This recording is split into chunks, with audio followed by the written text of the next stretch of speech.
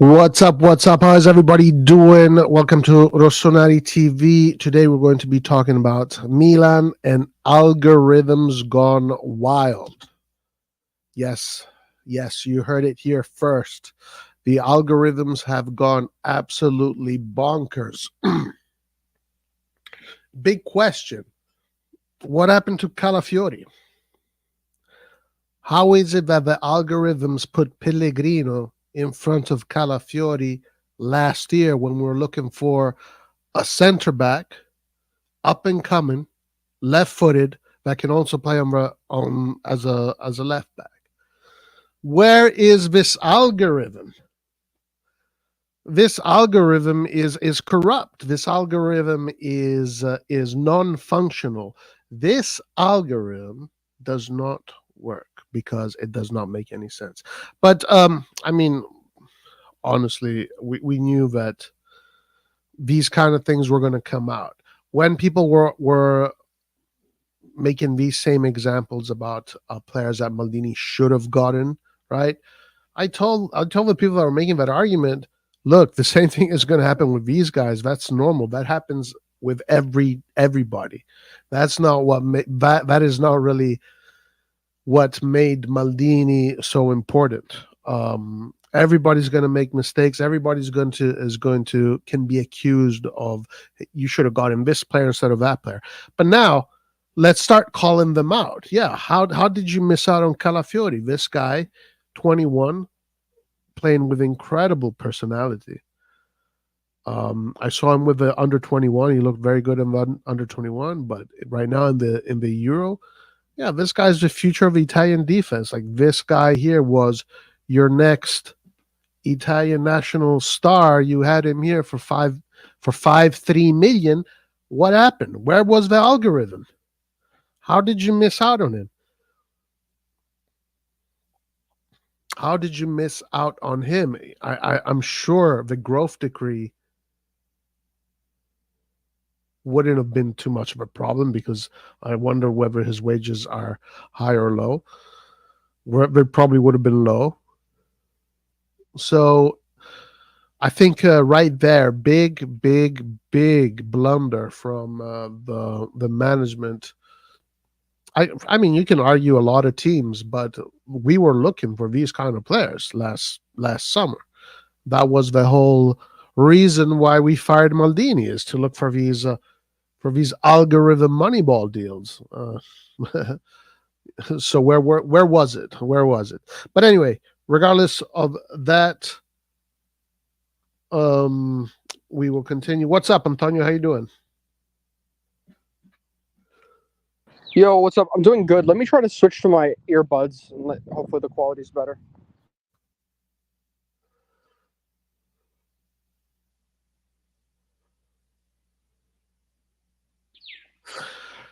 Yeah. So the How's Calafiori it going, man? thing, good. Just discussing Calafiori and how he is a missed opportunity. Now he's still on the market. You can still get him. And this would also be the second best opportunity to get him, because he'd probably cost 30 or maybe 40 million at this point. I don't know, but after that, it's done. That bridge will be gone. Bada bing, bada boom. The way he's playing right now, there's absolutely no doubt Juventus is going to go all in. There's absolutely no doubt some of the bigger. I mean, even Man City. Man City loves these defenders that can also play up high and attack. So watch out for that. Yeah, Calafiori, big opportunity missed from our algorithms. Damn, Windows 94. Come on, get it right. Antonio, what's up, man? What do you think about Calafiori? What do you think about his performances and the fact that we could have had him for a very cheap price? Yeah, by the way, how's my audio? Because if it's not good, let me know. Yeah, that's all right. Yeah, it's very disappointing because I like Calafiori and I thought that he would have been a good opportunity, especially last Mercato. Um, he was coming from Basel, right? Nobody knew anything about him. I wasn't sold on him when I watched him because he looked a little bit on the ball. He always looked good. He was a left back originally. At least that was the plan, right? But yeah, he's really impressed me recently. His defending is good. His last ditch tackling is good, and also his heart is good as well. Like he's got passion. He's a good player overall, and he's very young still. So for me, he's been very impressive. My biggest concern, which I guess was wrong about, was the defense.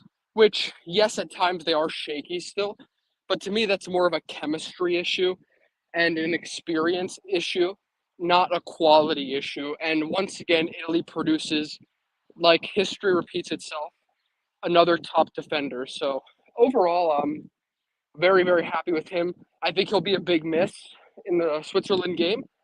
But yeah, of course, that's the player we need to get, a very good Italian young player. So for me, I would even try to get him this summer. I know it's hard. I know Liverpool's after him, but I would just try to make the effort.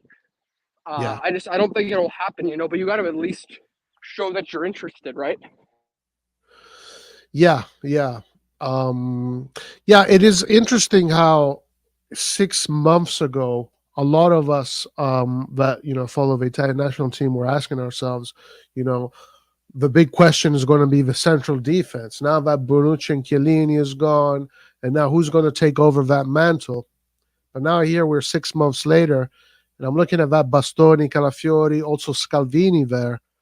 It's like, yeah, that's another crop of great defenders, right? They're very young and they still have a lot to learn, a lot to show, but they're ready. These guys are already superstars, And so you're right. That tradition is continuing, and that is not, at least that is not failing right now for the Italian national team. And Calafiori was a great opportunity. Scalvini was a great opportunity. All these guys we could have gotten. We knew. I mean, I think here Hans was talking about Calafiori years ago, like 2 or 3 years ago.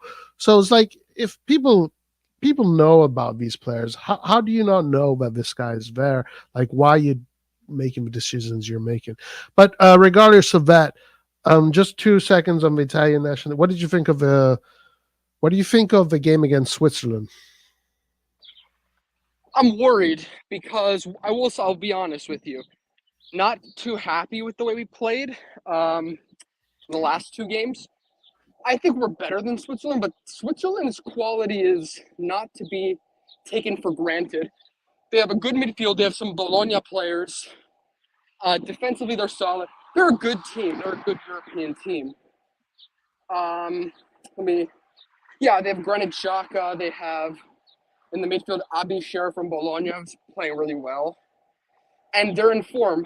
Their offense is a little bit like, yeah, they have Ndoye. They have some guys like Okafor who's not playing at all. They have some other guys rotating. Not that good in my opinion, but they know how to get it done. So they've caused us problems. I'm worried. It's more so about us, not really about the opponent.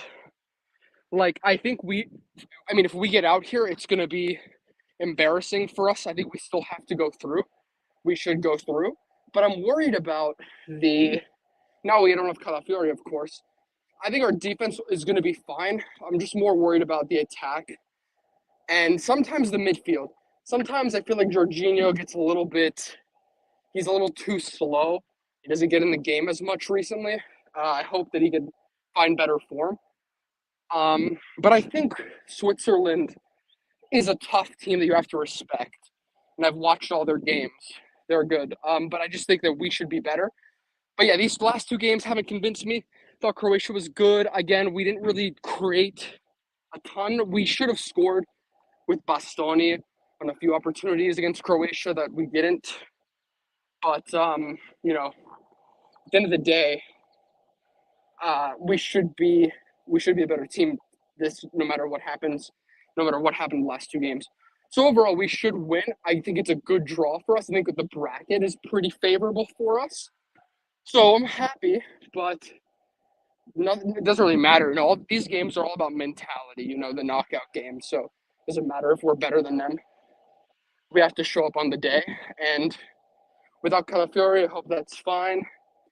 And I hope that the attack, I hope Scamacca can get involved if he plays or whoever starts at striker. For me, it's more so about the attack. And sometimes the midfield in the build-up play, we have to be a bit sharper. But I think we should win this game. We'll see, though. Yeah, the bracket on this side looks pretty favorable. I think all teams that are going to fall on this side are all teams that are not impossible teams to beat for Italy. But of course, I think it's going. I think it's going to keep on being like grind kind of matches. You got to grind them out.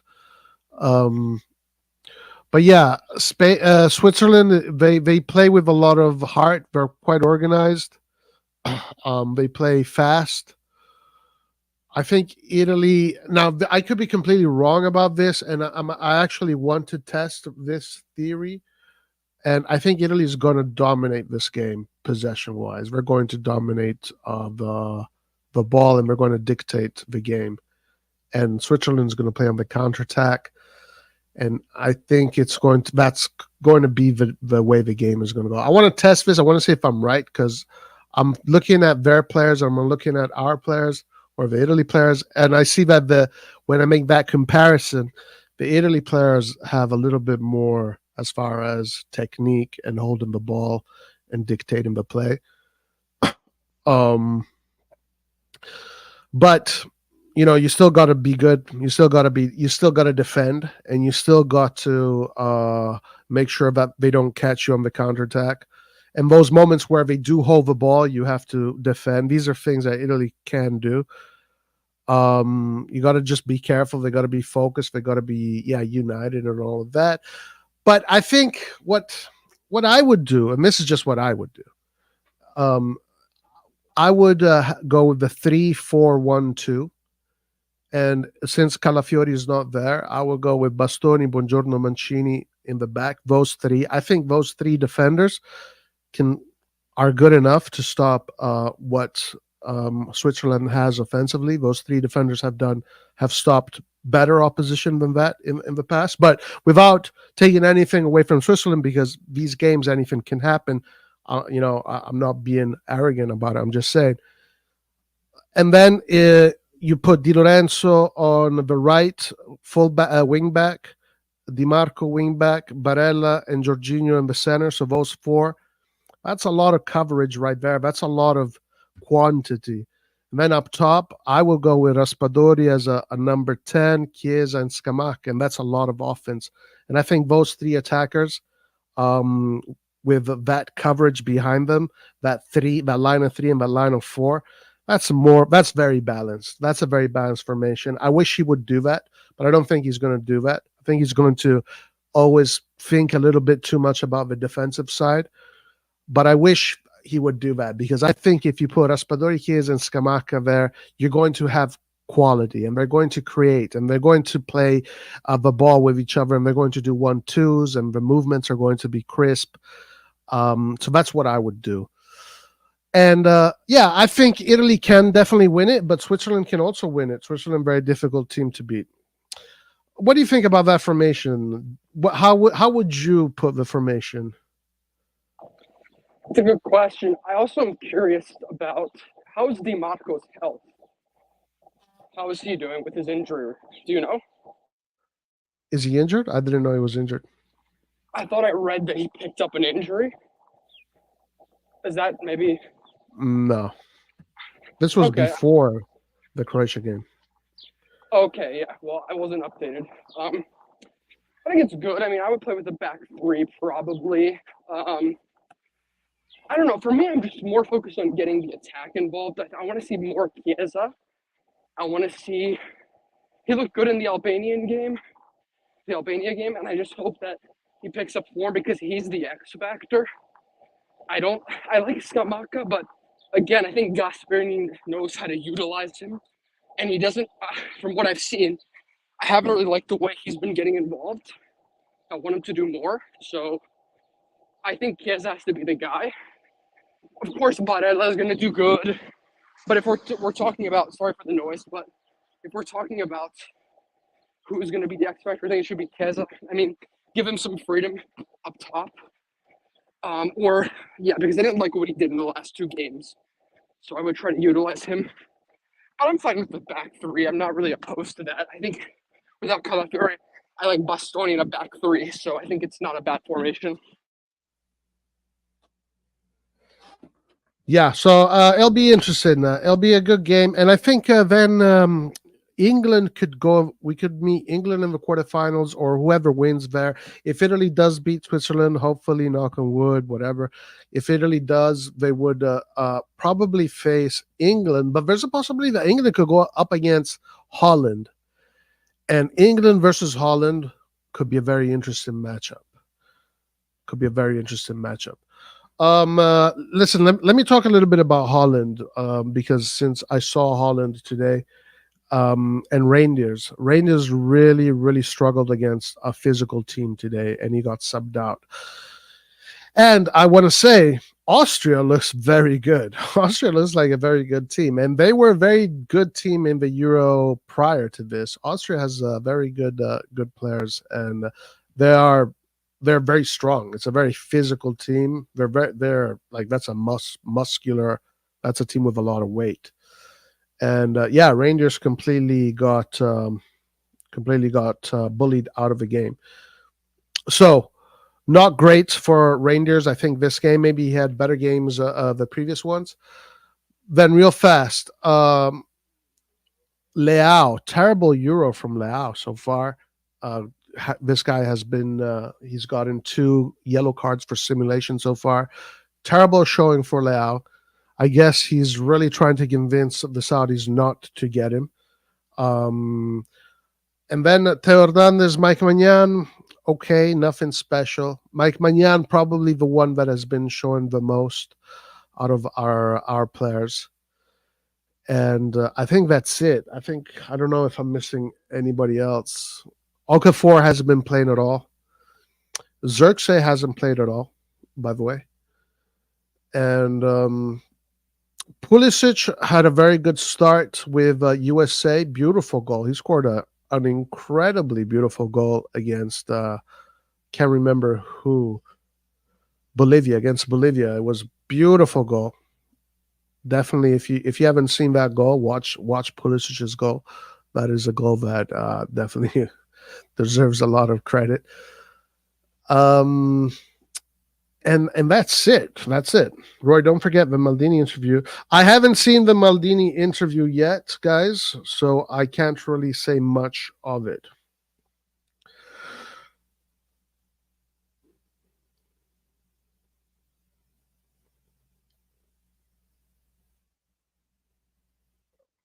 Interesting. Defensive dynamo pockets. Bravo. This is how you give your opinion about a formation without calling Spalletti an idiot like some other fans and put no, listen.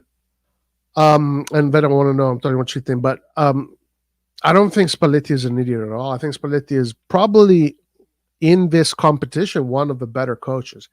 The issue with Spalletti that I think a lot of people don't understand is that Spalletti inherited this team midway through a qualification. And he really has not had much time with this team. He's only played, before this tournament, he only played 10 games with this tournament in a transitional phase where the coach before kind of just left abruptly for Saudi Arabia to get loads of money.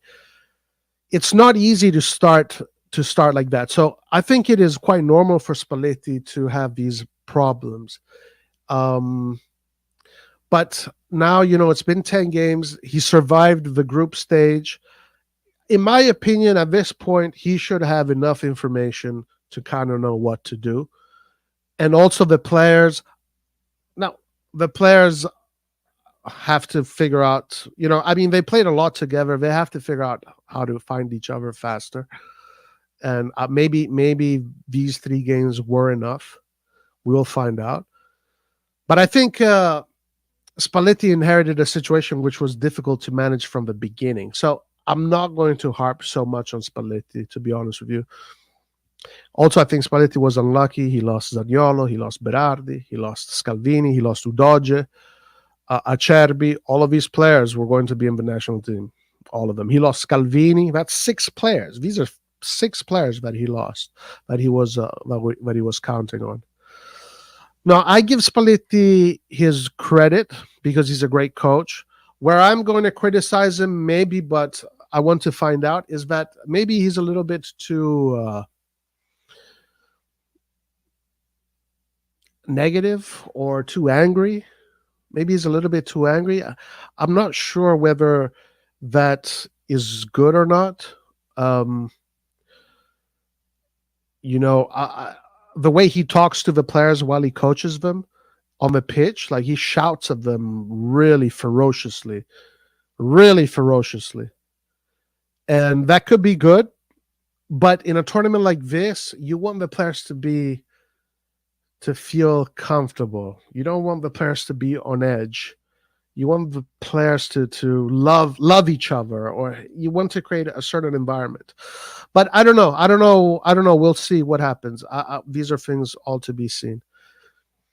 I really think that Italy is lucky, honestly, because they fell in the other side of the bracket, well, where they will have to avoid France, who, by the way, has not been great at all. France, I called it for France, but these new midfielders, Chamani, Camavinga, these guys do not know how to hold the ball in the midfield.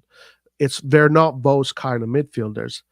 And right now, France has a problem. They don't have any more players that know how to build in the midfield. They don't have any of those. They need to get someone.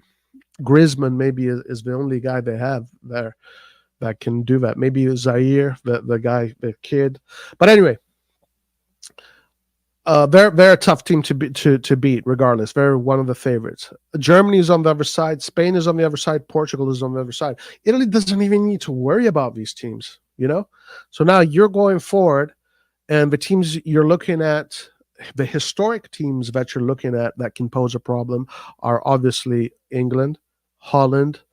You can put Belgium there. Then you have these teams like Austria that looks really good.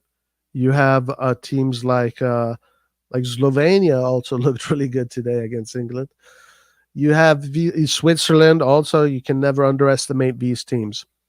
So the path towards the final is not impossible. It's actually not impossible.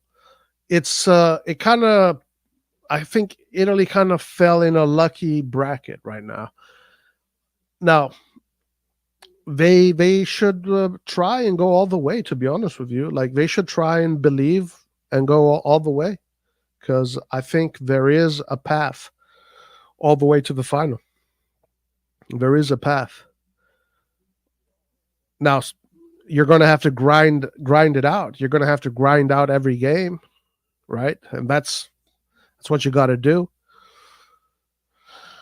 But there is a path. Let's see what happens. Antonio, what about you? What do you think about Spalletti? Are you happy with him or not? Okay, at the end of the day, how's my audio, by the way? Good? Yeah. At the end of the day, my expectations were not to top the group. We finished second. So results are achieved. I don't think we could have, the last Euros, we dominated the group. We were the best team by far. This Euros, fair play to Spain. They are very good. They deserve to win the group. They deserve to beat us. Although, again, they're on the other side of the bracket, so we don't have to worry about them. But he achieved what he was supposed to. I think, like you said, he's still experimenting a little bit. Obviously, I'm not convinced with our style of play yet. But the good thing is that I saw him trying to be progressive to an extent. So that's always good, especially against Albania. That looked really good. And also in the qualifiers, I saw good things. Now, we're not really, the identity isn't fully formed, of course. So it depends on if he can get that done. Sorry for the background noise. But overall, listen, I don't mind that he's hard on some players. I hope that he treats players fairly. I hope that he gives players minutes who deserve it. I like that Zakanya got to get subbed in. He came in clutch, and he rotates players. So to me, I don't really judge him yet. With that being said, it's all about, for me, the main thing is results, right? So we have Switzerland now. We should win this game. Once we reach the quarterfinals, whoever we play, it is what it is. If you play a game with a super poor approach in the knockouts and you get dominated, like what happened against Spain, and that happens again against a team that I think Spain is one of the best teams in the tournament. So I'm not really too upset about that game, although we should do better. But if that happens again with another team, then I'll maybe be a little bit, because I don't want to get dominated. You want to show up to the game and you want to have an idea. You want to create some more chances. and you want to play, step up to the occasion a bit more. Because at the end of the day, yes, we may not have as much quality in this moment in time. We may be younger with less experience, but I think you want to show up to these games with mentality, and you want to show that you're in the game. So if we do that, then I don't think we're going to get dominated in these knockout games. We may lose, but if you go out with dignity, then it's not the end of the world for me, as long as you play a good game. So I'm not going to judge him unless we get embarrassed or we lose to a team that we should beat. And I think we should beat Switzerland. But overall, I'm happy with him. I think it could have been a lot worse in terms of finding a replacement for Mancini, because it's not easy to find a good international manager with little time. And at the end of the day, we got out of the group stage. I think it was one of the hardest groups. I think people are kind of underrating Croatia and Albania as well. I mean, Albania at least gave these teams a fight. So I thought it was a difficult group, and we were good to get out of the group. A little bit concerned, yes, but again, I want to give him time. I think he's capable. It's just, you don't need. It's different with the national team. You have to judge based on a lot of other circumstances. As in club managers, they get more say in their players. Here, he's just given what what he has, and he has to mold and put the team with this in mind. So, especially with the time situation. So for me, I mean, he's doing a decent job so far. Yeah, and the thing about him also is that he plays his way. He wants the team to play his way of football. He's not one of these coaches that really adapts to what he has. He kind of forces his teams to play his kind of style of football, which maybe the federation should have chosen a different type of coach, since there wasn't much time to do that. But just compare Mancini. When Mancini got the team, that was beginning of a complete new cycle. Mancini played 27 games before the Euros. That's a lot of games. And they never lost a game in those 27 games. So, for Spalletti, it's only been 10 games, and he caught the team in a really weird time. And I agree with this comment. Spalletti is a good coach, just needs more time with team. This is a good preparation for the next World Cup. Yeah, I think so. I think this will give Spalletti a lot of information on how to continue to build the team and make it become the way he envisions it. Okay, all right. So, guys, we are being heavily linked to Lukaku, the number one, guys. The number one player in the world. It looks like Milan is trying to seal the deal with Lukaku and see if we can get him on loan. But Chelsea does want some guarantees. Are we liking this Lukaku situation, Antonio? What do you think? Not for me, man. Not for me. Why not? I don't know. It just doesn't excite me. The guy is a choke artist. Wow. So this would be a bad algorithmic operation? Yeah, because he doesn't have. It's like a gene, man. He doesn't have a big game gene in his body.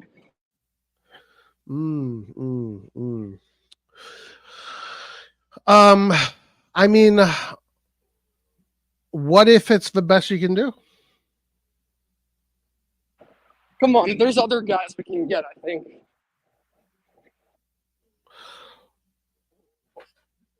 Yeah. Well, okay. I'll give you my honest opinion on Lukaku. I'll give you my technical opinion on Lukaku. I think Lukaku is actually a really good player. I like Lukaku a lot.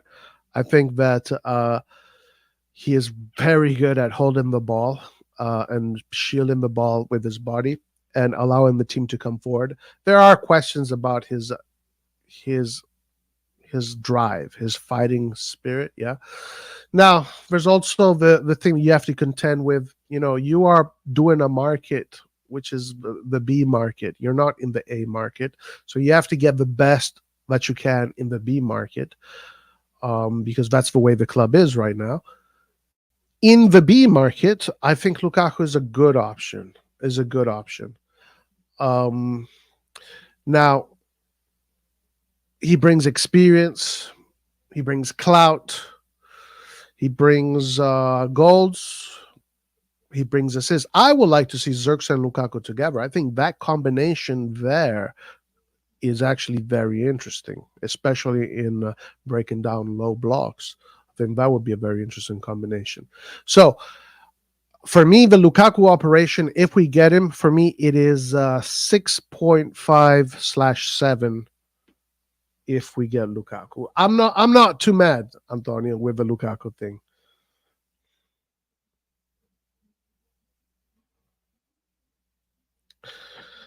The Lukaku thing is probably a diversion from a real target, or was Xerxes a diversion from Lukaku? That's what's some other people speculate. What the fuck, Lukaku is so fucking bad. His first touch is so bad. I swear I'm better than him. It's embarrassing. They only can hold the ball. That's it. They casted Lukaku as Higuain in the Banter sequel. That's funny. Hisham. All right. Yeah, I'm not too mad with Lukaku's situation, guys. I mean, like, who else is coming? Like, who else are we gonna get?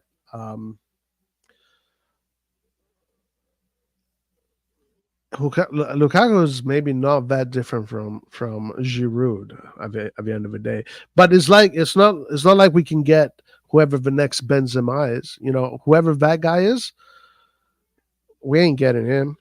We're not getting Sesko. That's gone. We're not getting Osimhen. That would be the one. That would be the one right there. We're not getting Skamaka. We're not getting Kane. We're not getting maybe Gursi. I don't know. But Gursi looks like he's going to Dortmund. We're not getting Yozelu. He is going to Saudi Arabia. We're not getting Dobrik because that guy's probably going to go to Atletico Madrid. Jonathan David probably going to go to the Premier League. Xerxes either Juventus or Man U. So who are we going to get? If Lukaku is available for AC algorithm mediocrity AC Milan, I think it's not bad.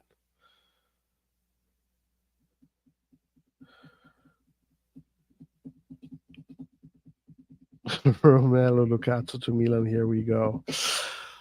So it's a big no for you, yeah? Antonio, are you there? Yeah, I don't really want him, man. All right, okay. Oh yeah, we have Origi, by the way, and Fonseca wants to see whether or not Origi is going to be good. They're putting him on a diet. Apparently, they're putting him on a diet. So we are linked to this Brazilian player, I believe, and he has some incredible stats according to what this says. So let's. Born in 2001, Ibiritaia, a municipality in the state of Bahia, the midfielder came through the ranks at Fluminense, where he played in all the youth, arriving first in the under-17s and subsequently in the U20s. In the youth team of the South American club, Andres' profile emerges as a modern midfielder to be placed in a 4-2-3-1. Where? The double pivots or the cam? The formation in which he grew and proved that he deserved a place in the first team. Why are they specific there? His debut in Fluminense senior side came on 17 September 2020. Okay, so that's 4 years. From here, he got more trust from coaches like Hellman, Machado, Diniz, the latter of whom made him one of the pillars of Fluminense, who win the Copa Libertadores and the Recopa Sudamericano. Okay, all right. Arguably, the biggest honor came in June 2023 when he made his senior debut with the Brazilian national team in a friendly against Senegal. But what led Trinidade to end up in Milan's sight?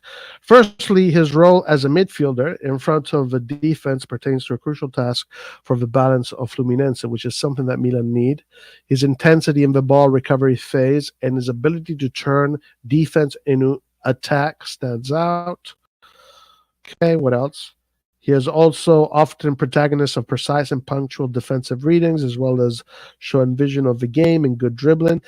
His way of being on the pitch reflects the completeness that is required of a modern midfielder, intense and versatile, but also composed and smart. The Brazilian is, in fact, the player with the highest number of successful passes globally, dominating the statistics with 3,925 precise passes in 2023 globally. So this is global. So he's in the algorithm. He is top. He's the first guy you see number one in this particular stat. Dominating the statistics with followed by Rodri with 3,272, and Tony Cruz with 2,969 with a success rate of 91%.8. Damn, wow, woo, that is fucking insane. Last year, he was the player who recovered the most balls in the world. What? According to SofaScore. Okay, so guys, this is going to probably be Benfica's new signing.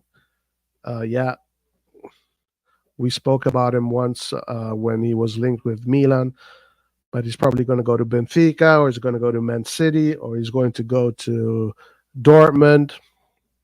If we land this guy, I'll be very surprised. Well, let's see what he looks like. Let's see what this guy looks like. Antonio, are you there?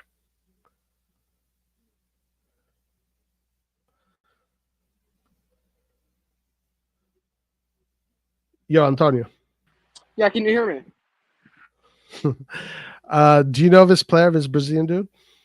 I mean, his stats are impressive. Like those stats are super impressive.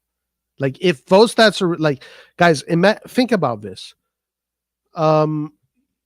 He had 91%. So maybe in 4,200 or 4,300 passes, 3,925 of them were right. Like that is insane. That is insane. That means like you know what you're doing.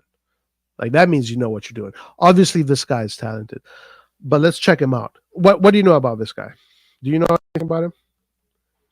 Not much. I don't really watch the Brazilian league. I don't want to discredit the Brazilian league. I think it's fine. I do think it's a bit different. He may need some time to adapt if he comes over, so it's risky. I'm not opposed to the move, but I don't really know much about him, to be fair.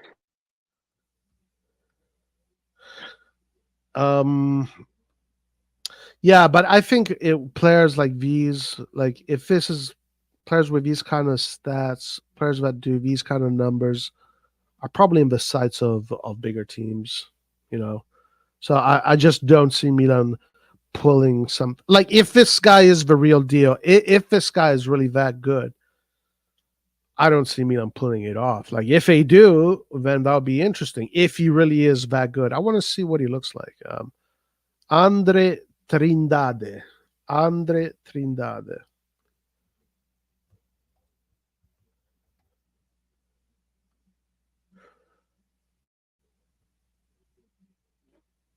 All right.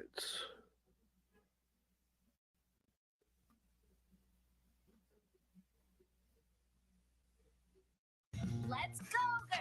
Want to make snacks?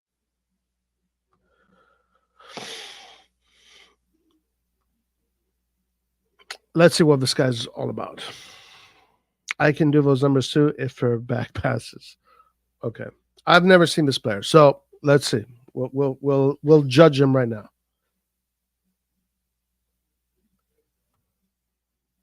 Orlando Souza says Brazilian league is shit, and Orlando Souza is Brazilian.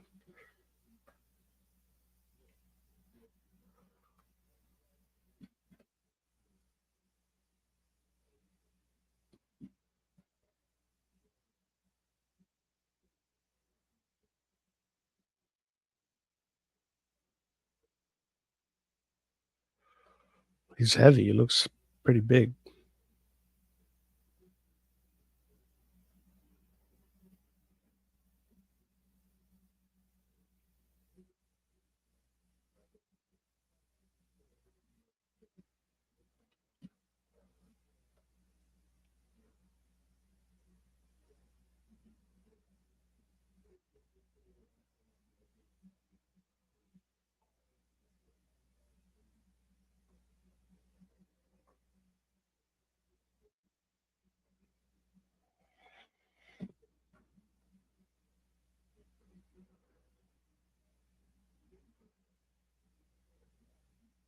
That's a nice tackle.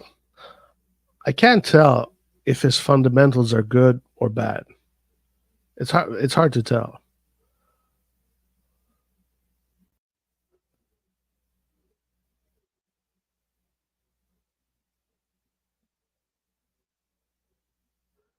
He seems more like a destroyer than a creator.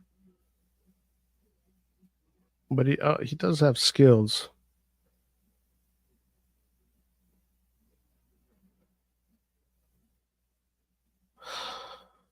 Okay. Got recovery. Yeah, I think he's like a destroyer, like more like a Gattuso kind of player or a Kessie kind of player.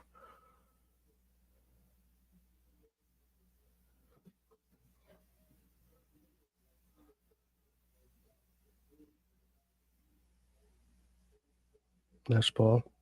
Nice ball. Nice goal. I watched Brazil play against Costa Rica. Brazil, they don't connect in the last third. We're not connecting in the last third.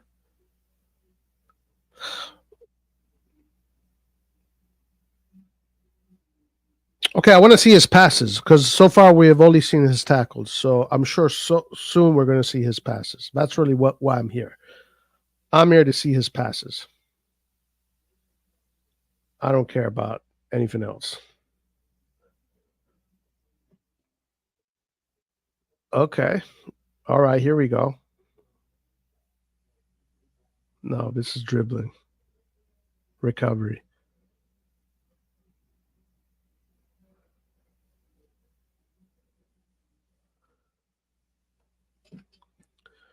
He's got a strong body.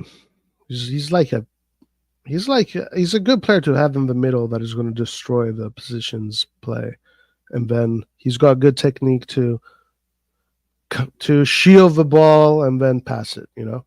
But I want to see what his passing game looks like because we haven't seen it.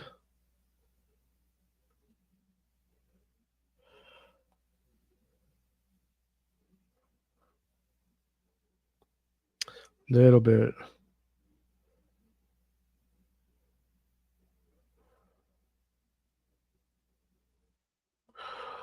I mean, he was the guy with the most ball recoveries. So I'm sure this highlight reel can be fucking 2 hours long. But let's get to the passes. Let's see.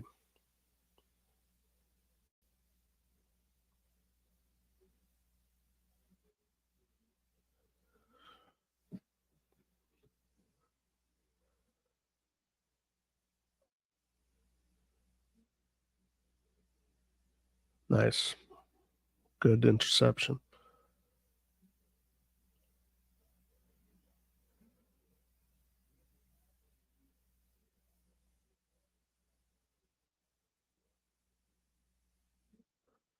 Are you fucking for real? Bro, this whole fucking thing, it's the highlight reel is almost over. Where are the passes? What the oh my lord. Dude, what the fuck?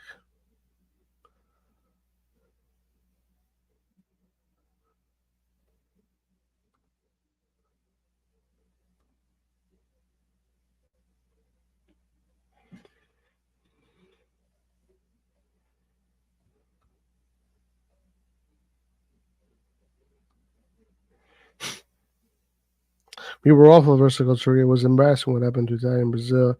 No, I'm not embarrassed for Italy, dude. I'm not embarrassed for Italy. I think Italy is not. I mean, Italy is different. Brazil has more pressure to play the beautiful game, and I think that's really the pressure that comes with Brazil. But Brazil they were attacking the whole time. They need either Neymar. They needed Neymar. They need a creator. But I mean, Costa Rica actually defended really well. Costa Rica defended really well. really well. But I noticed that Paquetá was very slow in his decision making. He always one step behind. If he can just fix that, it's not like Brazil needs that much to tweak. Okay, so what do you guys make out of this player? What do we make out of him? Is he good? Is he bad? He's obviously like a player I can see with more technique. I would say from what I'm seeing, a Kessie kind of player with a little bit more flair, but not. I mean, good for this kind of position. Like the technique, I would say it's very good for this kind of position, but technically speaking, not top. Um, but destroyer, I mean, yeah, I mean, he's fucking destroying everything. Look at him. He's like a pit bull. He's like a pit bull. Now,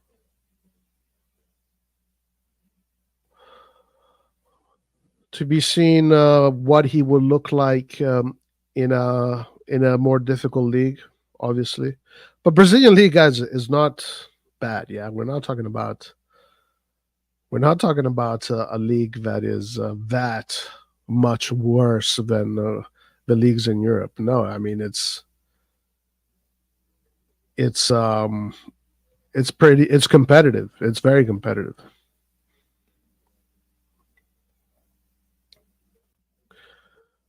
Obviously, the big four, Serie A, EPL, Bundesliga, and La Liga. That's just the level there. But then you look at the other leagues. We're not talking about that much of a difference. Maybe the Brazilian league is better than the Polish league, right? The Belgian league, the Dutch league, for sure better Well, than the I Dutch disagree league. with that. Really? Why? It's not better. I would say Brazilian league is definitely not better than Portugal, Netherlands, probably not Belgium. Netherlands? Yeah, I think so. No, Netherlands is better than.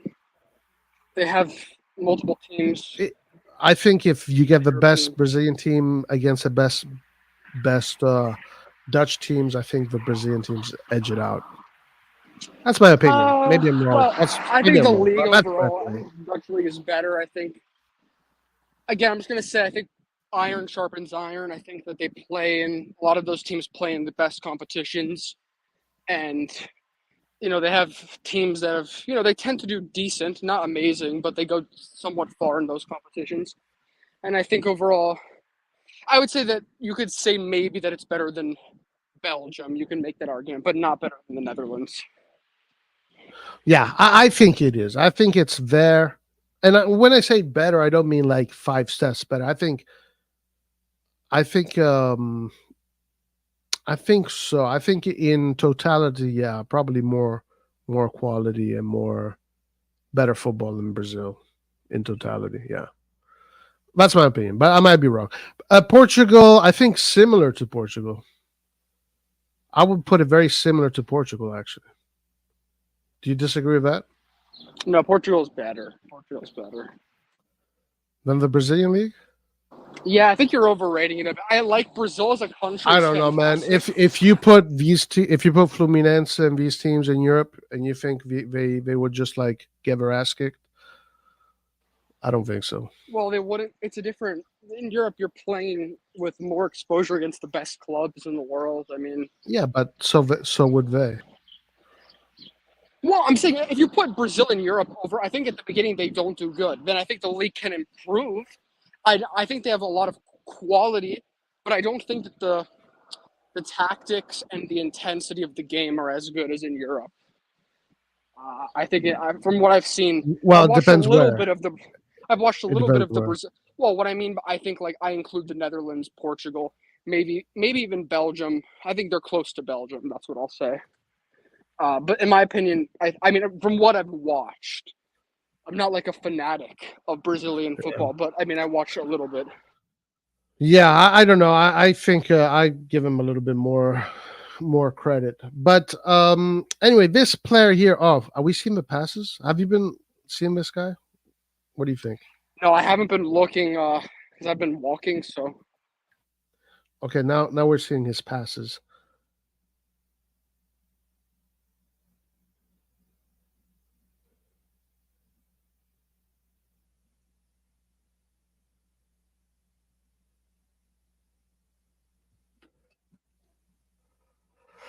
I mean, I think this player could actually be a good signing. I think this player would probably be a good signing, and if not the guy to start, but the guy on the bench, right? Because if you're going to get two midfielders like this, you need two of them. You can't just get one, and it can't be just this guy because you do not know what's going to happen with him. It might not work out at all.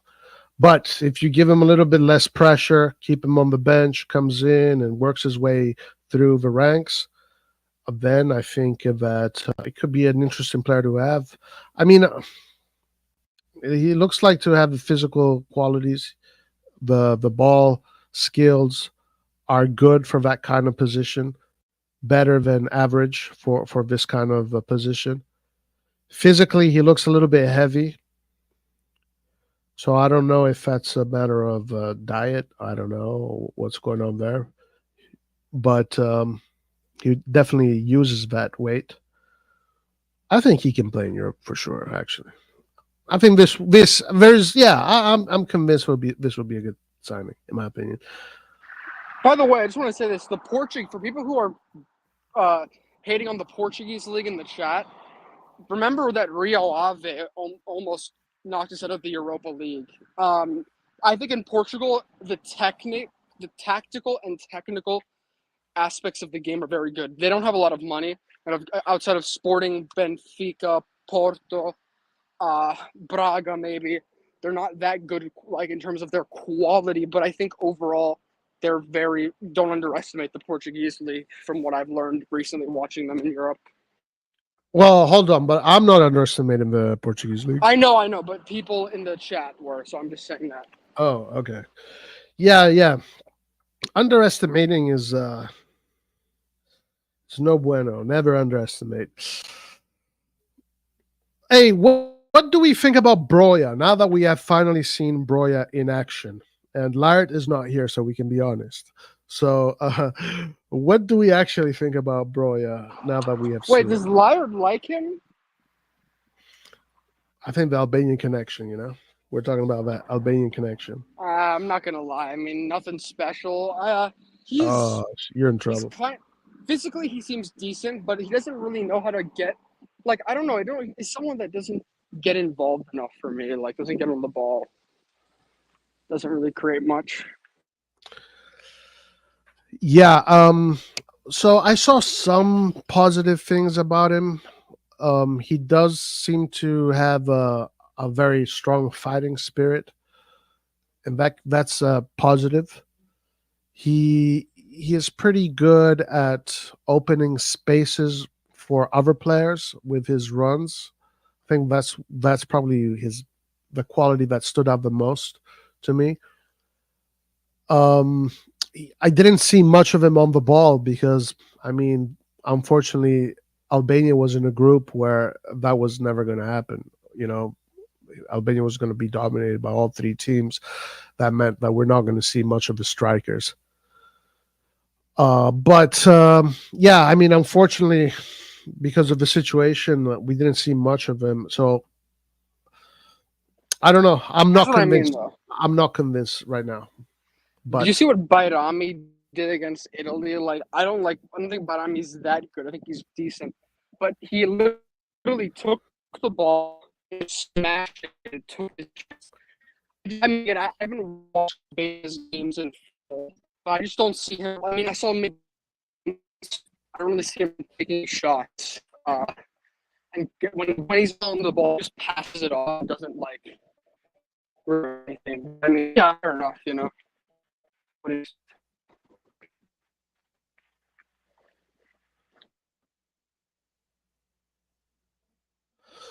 Okay, I heard only 10% of that. You sound like a robot, but I'm gonna keep on going. Um, he's legit based on what I've seen with him. Oh, Fofana and that player. Yeah, I like that player. I think that player would be a good signing. I think that player would be a good signing. Yeah. That guy's highly rated. He'll be going to City. Yeah, and this is the thing. Like once you put out articles like this, and Milan going after player with the highest passing stats and the most ball recoveries. Yeah, I mean, first of all, like, don't tell anybody you're getting that player. Like, what the why is that even being reported? That should be a surprise. If it's a real money ball, is the money ball that nobody knows about, only the clubs. But the moment that now this has come out, everybody knows, right? It's not a secret. Everybody knows. It's like if you're going to do real money ball, you should get these players without even telling anybody. Like He should be a Milan player already. He should be a Milan player. He should be a complete surprise. Who? This guy, really? Oh wow, this guy had all of these great stats. Nobody knew. You know, like now, of course, the clubs know this stuff, but like what we are doing is like it's. I don't even know what we're doing. Roy, listen, I didn't get to speak about this. I just finished my run, but listen, I'm just confused on what the heck like our plan is, because it looks like we're spending all this time on the Serie C team, and we're not really like making any progress with the first team. So I really am confused with this. Yeah, dude, because that's where all the profit is going to come, man. Most of the players that are going to come that are cheap, and they're coming from the second division to the first division. It's going to be capital gains galore. Oh my God, I see it. It is capital gains galore. Now, listen, Roy, listen, I have nothing against the Serie C team, like I'm sure you don't as well. For me, it would be fantastic. Imagine if they can get promoted to Serie B, and they can just be like a farmer, like a team that we can just put players in there, get them used to Italy, get them used to the tactics or whatever you want to, get them some experience. But the thing is, of course, you don't want to jeopardize that for the first team. So that's the thing. Yeah. I will see what happens with that team, but we'll see. I don't know. AC Milan get outbid by Fulham for the signature of Andresen was a dream come to play for the EPL. Ah, man. Dude. Okay, so what is this story about Daniel Maldini leaving for free? So apparently Daniel Maldini, Di Marzio reported that Daniel Maldini was going to be going for free to Monza, but then he retracted that. And some people were upset. What do you think of Milan's market going out so far? The CDK, Salamakers, Maldini, Origi, and all of these guys. How do you see that going, Antonio?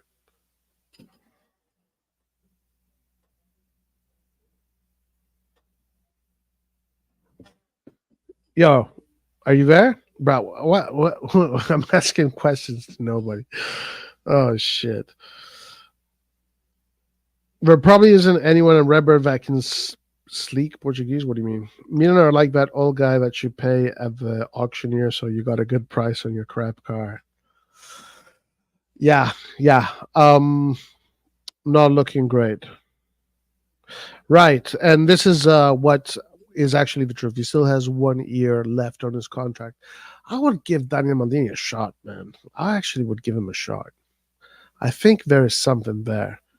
CDK was bad business all around. I think there was something there with Daniel Maldini. I disagree in this Daniel Maldini slander or not slander, this Daniel Maldini bad PR, I would give him a chance. So one interesting algorithm stat that Maldini had in the Serie A this this last season, is that he was the youngest player in Serie A with the most goals and goal contributions, essentially. The youngest player in Serie A with the most goals. So, I mean, it doesn't say much, but it says something. It's data, right? We are in the age of data now. That's what we do. We collect data, we analyze it, then we put the prompt, and the prompt tells us what to say. This is the new age. The new age. Fonseca should evaluate Daniel before any decision. Yeah, I agree. Where is Laird and Nathan? Laird's not available. Nathan, I don't know. I'll put in the link. Let's see if the guys want to come.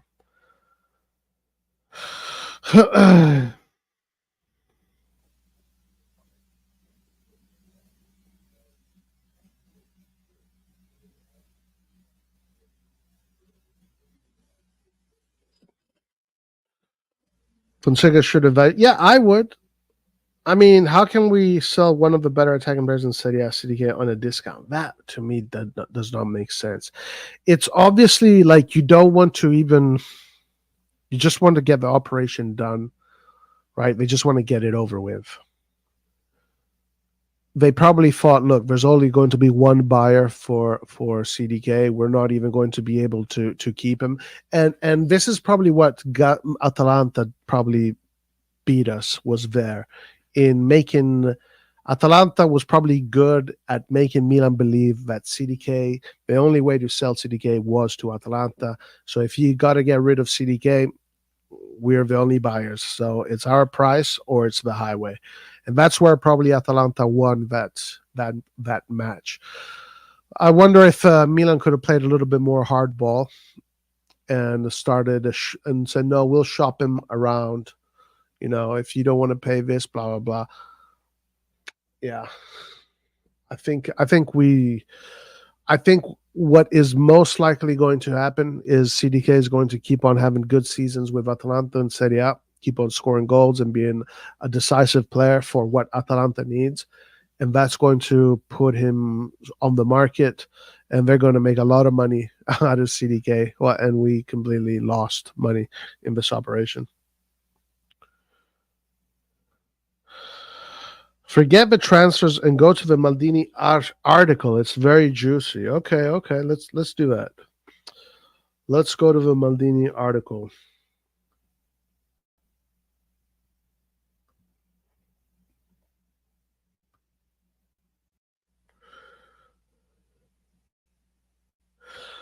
You spent your entire career in Milan. I wouldn't consider it a monotonous path, but rather full of ups and downs, full of satisfaction.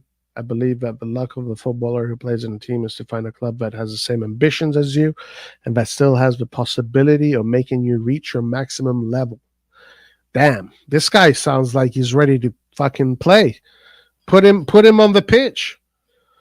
I was lucky enough to have, in addition to talent, a team that aimed for the highest goals. This, I believe, was the number one secret for being able to have such a long... Oh, bad.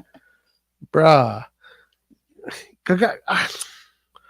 This is what drives me crazy. It's like, how can people still talk about Furlani and Moncada and Jerry when...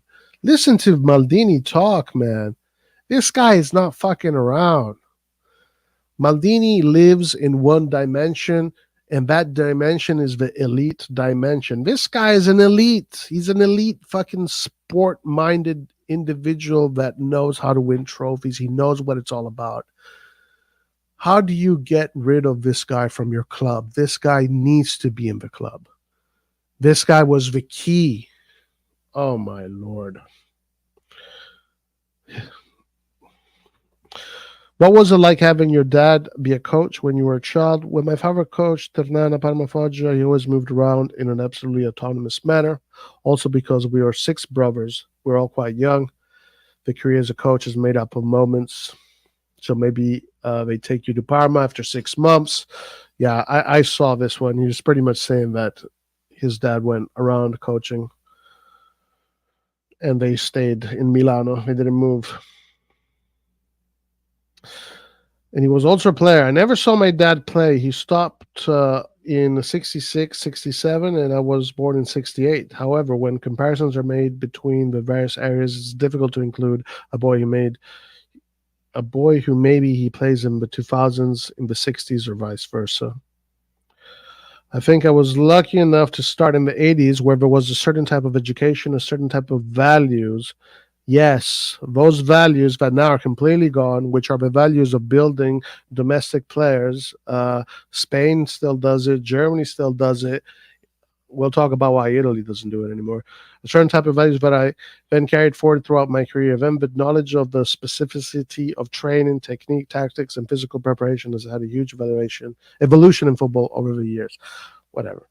Thank God I had great coaches and great trainers who also paved the way a little for a sort of higher level of professionalism in the world of football.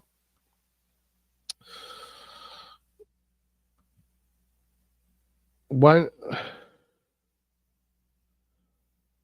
yeah.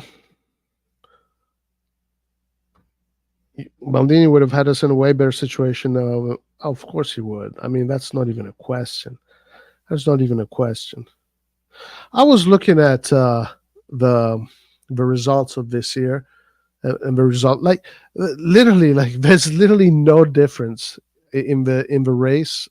Like last year, we finished the Scudetto with 70 points. This year, we finished it with 75.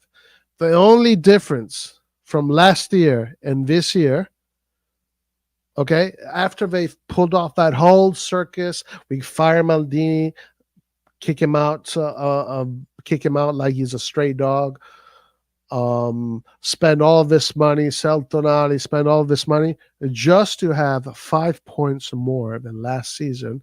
And those 5 points, the only reason why you have those 5 points is because last season you had Lazio and Napoli that took those 5 points away from you. This season, Lazio and Napoli completely crumbled and you took those points from them. So it's not even because of you. You only have 5 points more because Napoli and Lazio crumbled. And we took those 5 points from them. That is the only difference. They did that whole charade just for that little difference right there. Oh my God, guys. The more I think about it. In the first years, there weren't many videos. There was practically only the possibility of a game being broadcast live on RAI. Second half of the season. I want to get to the juicier questions because I don't want to read the whole thing. I don't want to read because it's a lot. Oh, this is interesting. This is a good question. The Berlusconi era brought the professionalization of Milan along with coaches like Sacchi and Capello. Milanello was built in the 60s, the first training complex like that in the world, and Milan was one of the first teams that believed in a similar project. Already at the time, there was the idea of a closed, isolated, and dedicated place. When Berlusconi arrived, he bought a corporate organization that raised everything and everyone to the highest level, both from a footballing point of view and from an organizational point of view, and respect for roles. His first choice, that of calling a visionary like Sacchi, opened the world of football to other worlds. Trainers from athletics arrived. The various knowledges came together. Sacchi made people work a lot physically, and that's the secret of winning teams. When you work harder than others, you have advantages. Knowledge, wisdom, guys. He is right now. Maldini is spitting knowledge, spitting wisdom. And because there was less knowledge, I think I almost always overtrained. I was 20 years old thinking about it now. I didn't know the importance of rest, of unloading days. Your head was used to always suffering, but from a physical point of view, you had ups and downs. You often on the pitch without energy. It's no coincidence that we only won one championship in 4 years in the Sacchi era, even though we were focused on European competitions. See, you got to dosage your energies. That's the lesson that he learned from that era, to dosage your energies. The number of workouts was the same, but they were longer and the intensity was at its maximum, with 2 double workouts per week. Damn. Soldiers. Sacchi, it's like Conte. It's like today we got Conte does the same shit. Something that is rare now. It was an experiment based on the principle of work, but from a physical point of view, sometimes we do not have optimal physical performances. Yeah, you got to be fresh. I think this is true. You got to find the perfect balance of having players getting used to suffering as much as possible, because you have to learn how to suffer in order to be competitive. You just got to learn how to suffer. You got to learn how to be a man and fucking suffer. But at the same time, you don't want to completely waste your energies and waste your muscle fibers too. Milan has always had this idea of looking for something different. In 2002, after years of an average level, the club... now, guys, we're looking for the Moneyball algorithm thing. But anyway, in 2002, after years of average level, the club went after 4 boys who had graduated from university, boys who gave us an enormous boost in terms of physical prevention and individualization of work. Very important. Who's he talking about?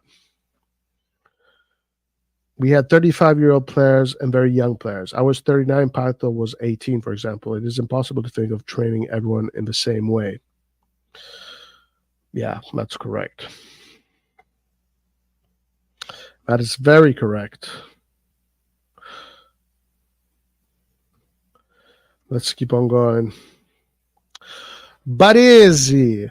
Franco stopped in 1995. Such spasmodic attention wasn't there yet, but what spasmodic? Wasn't there yet, but Franco was without a doubt a great example for me. I had a very reserved character, and therefore it was perfect how he behaved from my point of view. Few words, many facts. But that's how Mauro Tassotti was, with a different character. That's how many players like Ivani and Icardi were. Let's say that within those teams there were very fun players with whom you could have fun and players with a winning mentality. It was up to you to understand which group to follow. Wow. I'm sure this is something that Paolo Maldini has told his son a bunch of times. More wisdom right there. Van Basten and Ronaldo are examples of players who had physical problems at Milan. Without the injuries, would Van Basten have been the best striker of all time? Well, you can already consider him that. Marco, beyond the numbers, the fact that he could shoot left and right, the fact that he was 188 meters tall, that he was fast, that he was mean, he also had this ability to be beautiful in his technical gestures. Marco, already with what he did, he practically stopped at the age of 28. So to be considered among the top 5 attackers of all time, where Ronaldo had, who honestly had almost no one, or at least when he had a player who had that type of speed or physicality impact, did not have Ronaldo's technique. He honestly managed to do certain things with a speed that no one else had, and therefore combined. Yeah, guys, by the way, I was watching Brazil, and Brazil has a lot of speed. Like, the fucking speed of Vinicius Jr. and Rodrigo is crazy. I think that's a big difference when it comes to Brazil. It's just like incredible speed. You had some knee problems at 30. Okay, we don't need to talk about the knee problems. Let's go to the meat and potatoes. What changed in the athletic team across the pre-Berlusconi period, the Berlusconi era, and your time as a director? Ooh, talking about directors.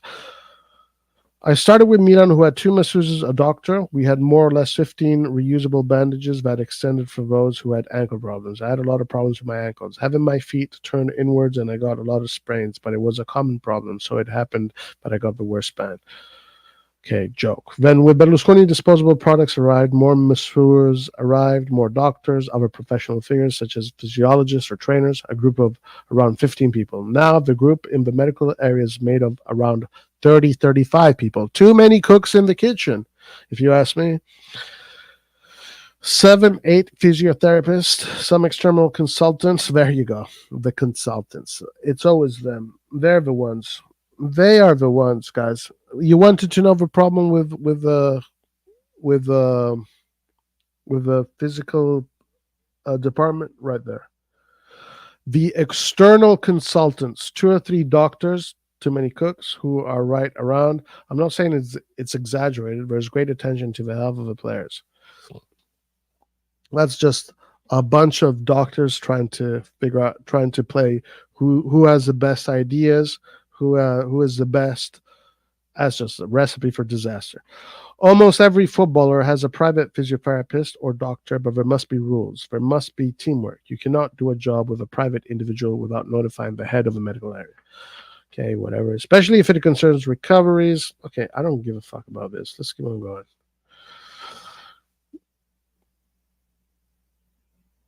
Okay, this is an interesting question. What was the difference between Sacchi, Capello, and Ancelotti?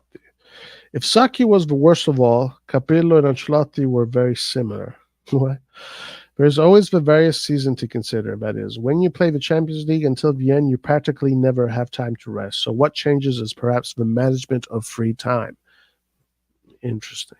I believe that given importance to rest has become a fundamental thing, especially in the Ancelotti era. The secret, in my opinion, is to ask for a lot, but also give a lot of freedom afterwards. Yes. And that's what I was saying about Spalletti, that you have to build a good atmosphere. The atmosphere has to be positive. It has to be good. I believe in that because I think players give more when they're more lucid, they feel lighter, and they're angrier too. Days off, given the opportunity to recover. They always ask me what I did during the holidays because they gave you programs to follow between one season and another. I think football is the only sport that I played for 11 months, sometimes even 11 and a half months. To tell the truth, I never did anything because my body needed rest. The only season in which I did something was in 1996 when my son was born and I had done the European Championships in England. I did 15 days and I arrived on the first day of training camp. I couldn't stand. Damn, that's crazy. That is insane.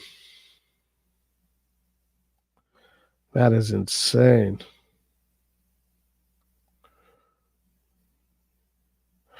All right, let's keep on going. Does the rhythm of matches not okay? No.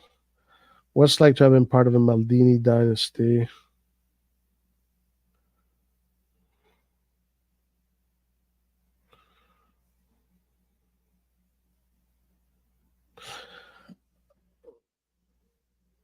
Okay, this one here. I had to manage alone. So how important was managing pressure? This one here. When I was a director, having had 25 years of experience and remembering what I felt in the difficult moments of which there were many, I tried to make the most of this experience and tried to support those who are very young kids, 19, 20, 21, 22, 23, 24. Oh my God. Bruh. We had the Messi, guys. We had the Messi of this shit right there in the club. And they cooked him. They cooked him to do money ball and algorithm ball, guys. They cooked him for that. That's crazy. That is insane. Still, without a real structure to deal with certain burdens that you carry with you doing this profession, you always see the beautiful things.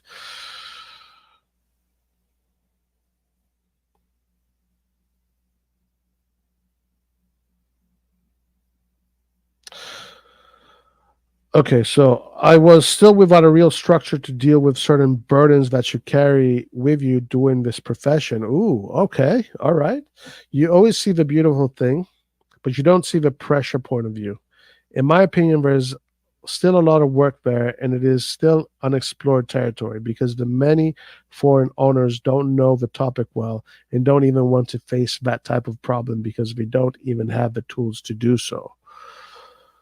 We know very well the importance of support for players, even on a moral level, both before and after matches and during training sessions. It is also important to see how they train to be able to understand who we are talking to. I always say that these are intangible things, but they make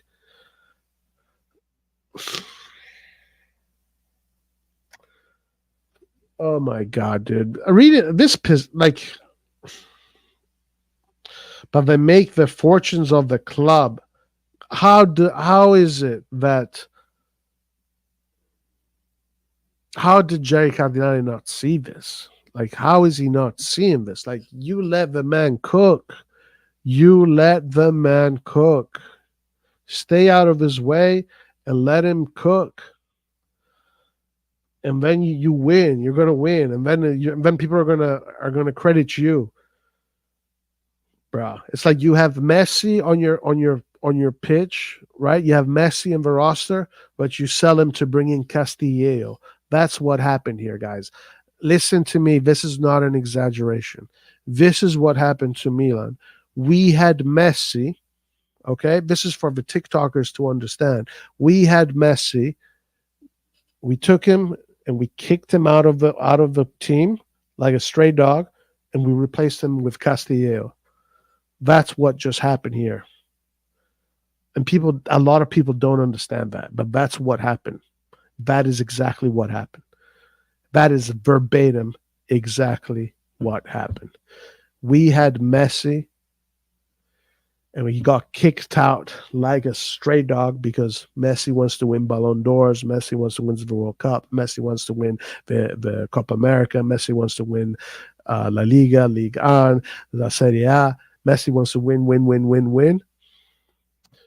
No, you are out of this club because my boy Castillo over here gets Moneyball. He gets it. So that's really how I see it. That's why I am very, very upset with Milan, because it's like I know that we had Messi in the team. We had Messi. We had the X Factor. We had the guy. But he got replaced for Castillo when Castillo was a teenager. That's what happened. That is what happened, guys. What's up, Nathan? I'm reading the Maldini interview. And the intangible things which can hardly be explained in an Excel sheet too. Oh no, damn. Oh, smoke. And the intangible things which can hardly be explained in an Excel sheet to new owners are out of an owner's reach or ability to control. It seems like you have a magic formula, but it's not. It's something that made you successful if you had it. Success doesn't just mean winning. It also means trying to do the best you can. Interesting. Wow. This was the whole value. This was the whole value of Maldini, and this is what we were saying for a long time. Like this is why when Maldini was at the club, it was like, okay, even though there's limitations, I know that Maldini can still build a top level team. You just got to give him time, but he will build it. He can do it for sure. And we saw the work he did with the only season where he kind of screwed up was when Jerry got in the way. The season that Jerry bought the club.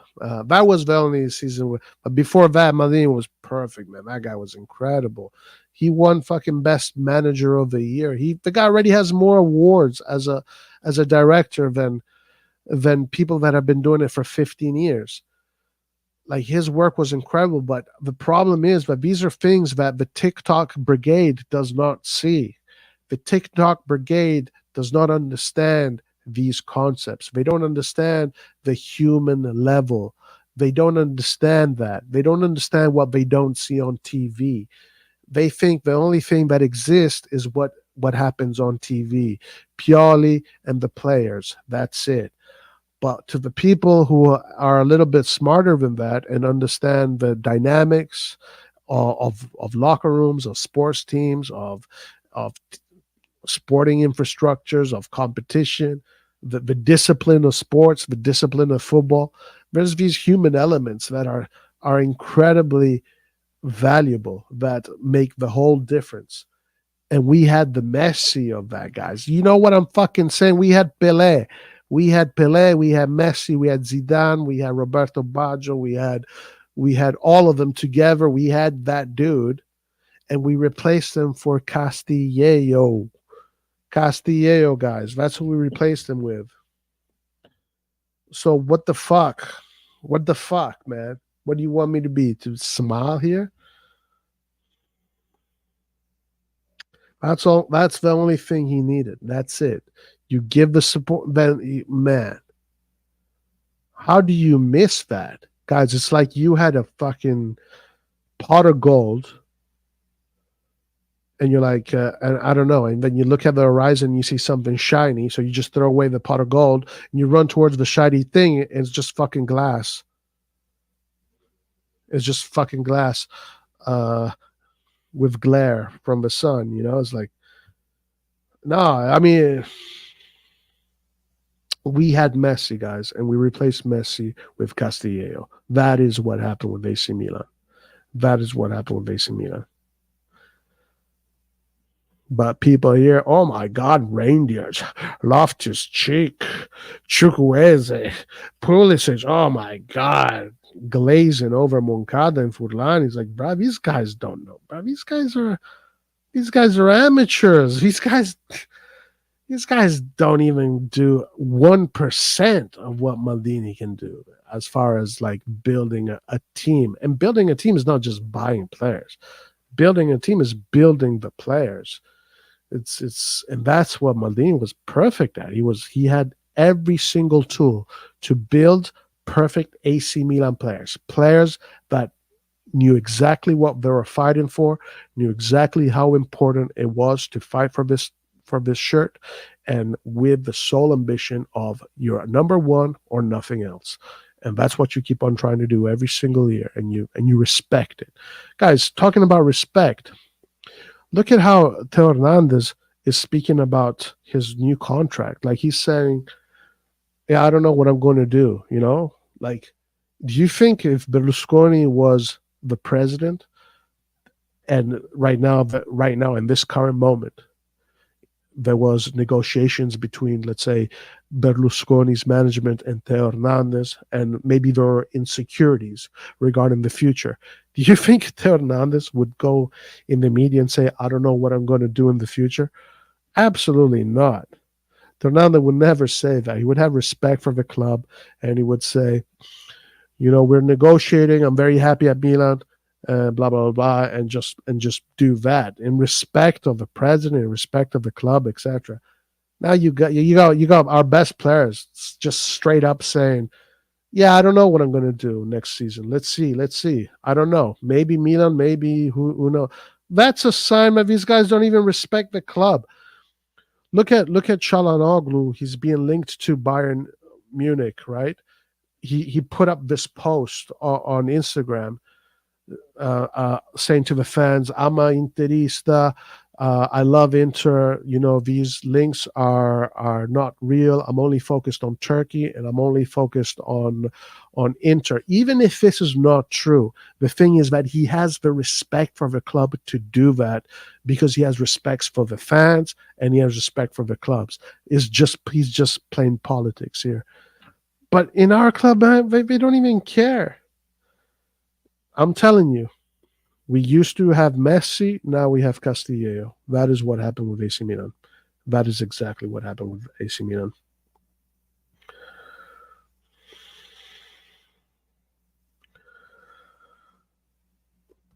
Okay, guys, we were talking about Daniel Maldini, by the way. So what's up with Daniel Maldini? Should we give him a chance or no?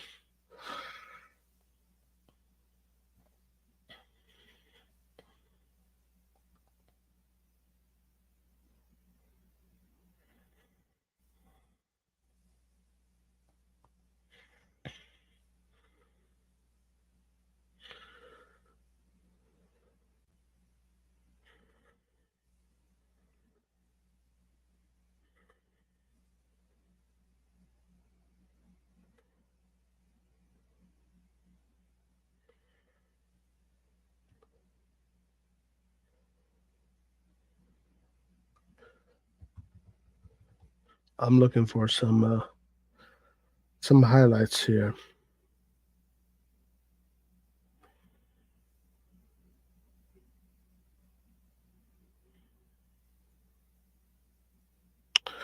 No recent Daniel Maldini highlights.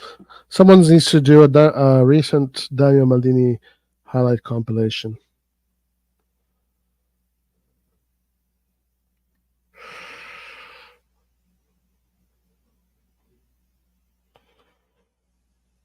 No, nothing. Nothing at all. Wow, nobody gives a shit. Nobody gives a shit about Daniel Maldini. All right, this is the last question. What is it like to have been part of the Maldini dynasty? The most annoying thing was perhaps especially when one is a boy. When I went to play in the various fields in the Milan is a hinterland, I honestly heard that what they said that bothers you. I already had pressure, which honestly shouldn't have been there. Okay, so he had pressure. The name already had a lot of weight. Then it always depends on your character. You can react in a positive way or you can even give up. Honestly, it depends very much on you. That certainly affects your character because it makes you perhaps become more reserved because you always have to pay attention to whatever say. Then over times this thing passes. I went to the under 21s when my dad was there, but people don't say that Vicini had already called me to the under 21s. The same thing in the national team. My dad arrived in the national team when I was already captain and I'd been playing in it for years. Grande Maldini, guys. Maldini, the guys, this family here for football, national treasures. National treasures. Cesare Maldini, first Italian to lift the Champions League. And he won 3 consecutive under 21 Euros. And he won trophies with AC Milan as a player and as a coach. His son became the greatest defender of all time. Fucking incredible. Like, this is just like an incredible story. An incredible story, the Maldini story. A true national football, a true global, not national, global football treasure. And you got to treat them like dogs, guys. That's how we do it. This is the modern day football. You treat them like trash. Daniel Maldini needs to be evaluated in the summer. Give him a proper chance. Look at Gabbia. Give him more than 5 minutes, and you realize he's our best defender. I mean, yeah, why not? Why not? Maybe there's something there. Maybe there is something there with Daniel Maldini because his moments with Monza were his positive moments with Monza where he scored those goals were nice. That was some good football. That was like some good football moves, fast. I saw some great technique. He scored a good goal against us too. Modern football in regards to Italians means treat them like trash if I'm Milan. Bro, I'm so disappointed with Milan and the Italians, dude. It's such a shame, dude. It is so disgusting. We should have Tonali in this team. We should have Calafiori in this team. We should have Chiesa in this team. Chiesa should have been our player.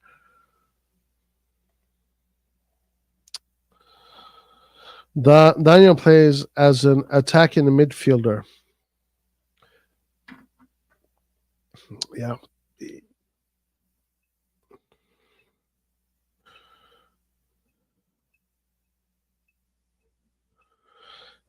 Yeah, he is in a 4-2-3-1. Daniel plays as a number 10.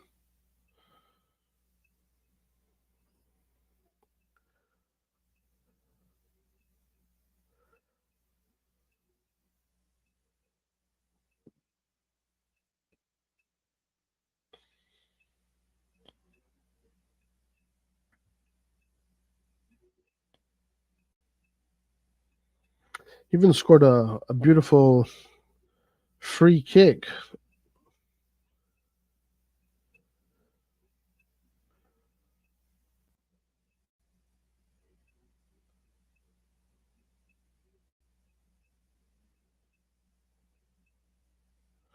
We need players that score free kicks.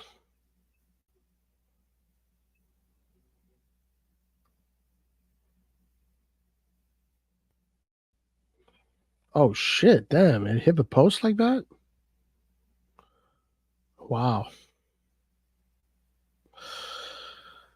Yeah, he had some very interesting moments, like really high class moments, like this free kick and his other goals and assists, like really intricate, nice, clever moves. I would definitely give him a chance.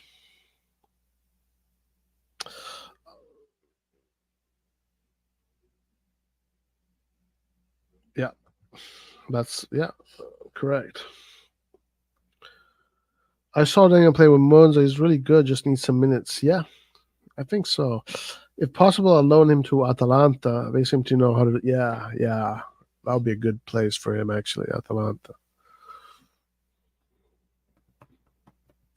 Atalanta would definitely be a good spot for him.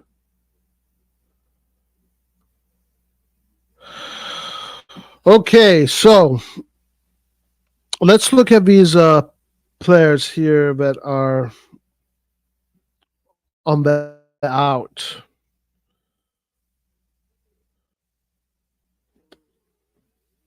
So we have David Vasquez, the goalkeeper, who did well on loan at Ascoli in the second half of last season, despite their relegation, will depart on loan or permanently. So that goalkeeper we got in Redbird's first winter market. Wow, what a great signing. Alessandro Florenzi did well last season as a backup option and didn't suffer as much with injuries, but his relationship with Paulo Fonseca Roma was turbulent. So that is a dynamic that must be evaluated. Interesting. Okay, so we might lose Florenzi. Balotelli, who is a champion, guys. Remember, Balotelli, Serie A champion, AFCON champion, all in 1 year. Fado Balotelli loan to Fulham was a disaster, and thus he can leave by any means, while Juan Carlos Simic has a contract which runs out in 2025, and renewal negotiations have not yet yielded much progress. Feyenoord are pressing strongly to sign him. Yeah, I saw that Simic is being linked. In midfield, Tommaso Pobega has interest from Torino, but above all from Fiorentina. Well, so let's do the Buongiorno deal. Let's use Pobega for the Buongiorno deal. Has interest from Torino, but above all from Fiorentina, and he can leave permanently for a figure of over 100 million, brah. Oh, Jesus. If Pobega was English and a worse player, he would be around 40 million. Yassine Ali is a player that Fonseca will also evaluate after becoming an object of mystery, but offers have come in and will be listened to. Moving to the wingers and forwards, Alexis Salamakers was rather surprisingly not bought permanently by Bologna after a positive season, but he will not stay at Milan due to lack of room in the squad. The Belgian seems to have admirers in Italy, and Milan are working to find the best possible solution. And then Luca Romero had 6 anonymous months with the Rossoneri, then a good loan spell with the struggling Almeria in Spain. He could go back on loan to La Liga because Las Palmas have shown interest in the teenager, but Milan are also hoping for a permanent sell. Why? Why permanent?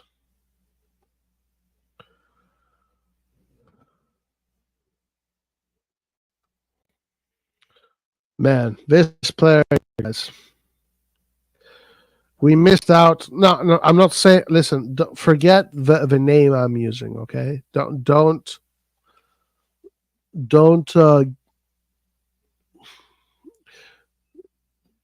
take it so seriously.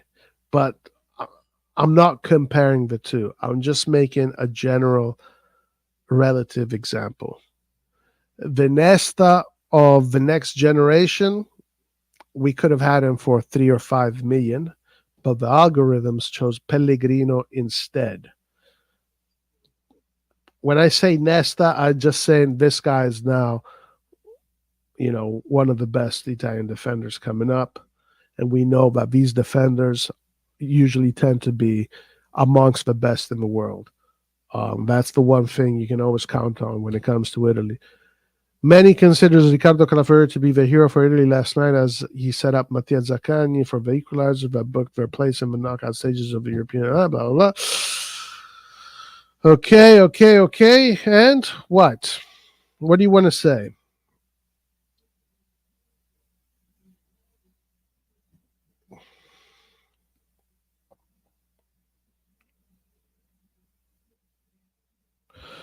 The piece says that not trying to sign him would be a mortal sin and that they must try to hijack the concrete attempts of Juventus to reunite him with Thiago Motta.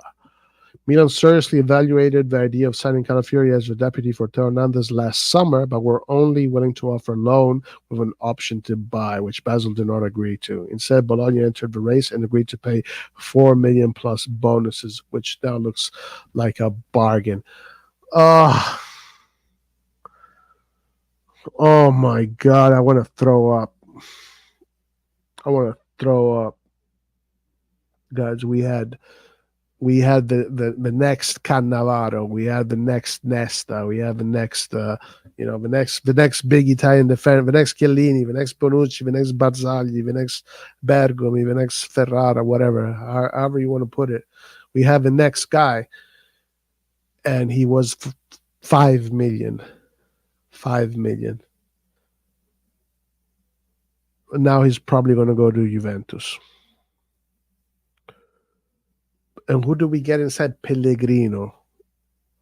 Your algorithm methodologies failed miserably. Failed miserably. What a failure. Do not come at me and tell me that these algorithms are perfect. This is an example of complete, utter failure. We know that these Italians, the only good thing that the Italians can produce is the defenders. We know that these guys end up always being amongst the best in the world. If they're not the best, they're second best, third best, but they're always in the top 5. They always end up being in the top 5 of their generation. And it looks like Calafiori is the guy. It looks like Scalvini is one. Calafiori is one. Bastoni is one. Where the fuck was Milan? Where was Milan? I mean, maybe Gabbia. We're trying to get Gabbia there, but Calafiori, man, we needed a guy, left-footed guy that could also play in the center, can do 3 positions: left center back on the left, and left back. Failure. Bologna are upset with how Motta left and told Juve Calafiori now is 50 million. Of course, he's 50 million. Why would they sell him for any less? Why would they ask for any less?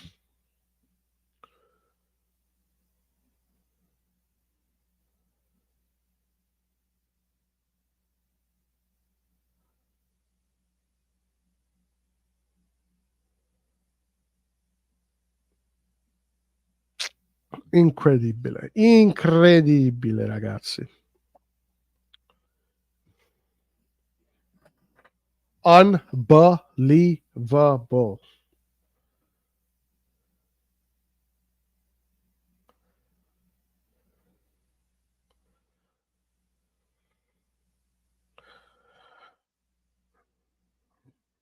Unbelievable things, guys. Unbelievable things.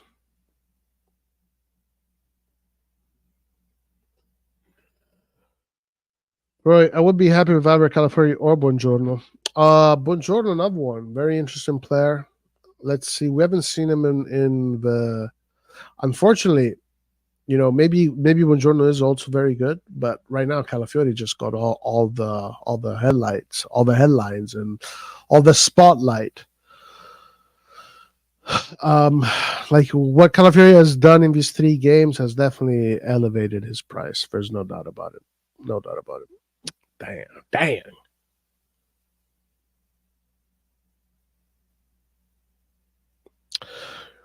We went both. Oh, that'd be interesting. Yeah, Calafiori, Buongiorno, and Gabbia. That'd be very interesting. You see, the national team would be very happy with AC Milan if Milan could do that. The national team would be very happy with AC Milan if Milan could do such a thing and have Buongiorno, Gabbia, and these guys play together.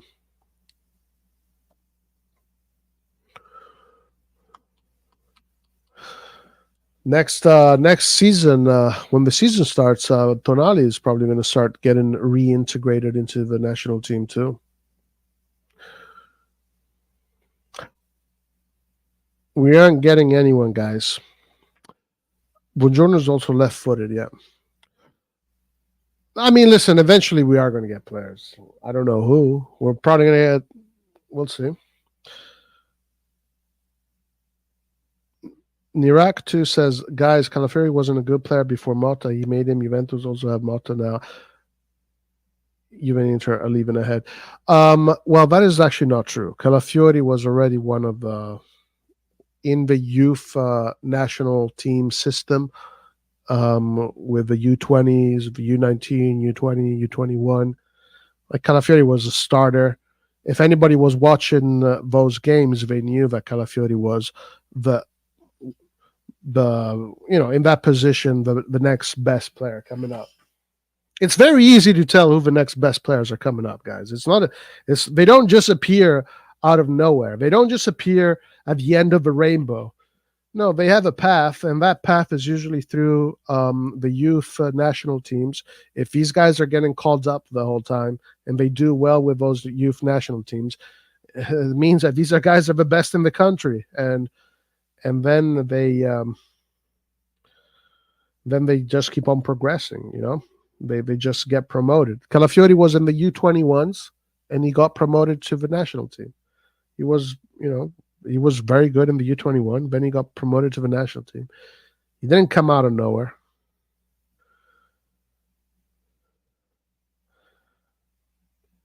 And that's the thing. And that's a real problem with Italy. The real issue with Italy is that these players that are 19, 20, 21, 22, they get lost. They get lost because the Italian teams do not give a fuck about them. They send them to Serie B, Serie C, and then they get players from all over the world that are average just because they're a little bit more experienced to fill that void. And then these players never make that jump. Before, because the rules were, you had to have 7 or 8 Italian players and 3 foreign players. Then there was much more a movement between the Primavera and the first teams. Now it's like there is no more movement. If you're a player that is graduating, you get thrown into the Serie C, and then they forget about you. You get thrown into these little teams that don't do anything for you, and then your spot gets taken by players that are older, but they're probably not better than what the potential is of that Primavera player. Anyway, let me check something.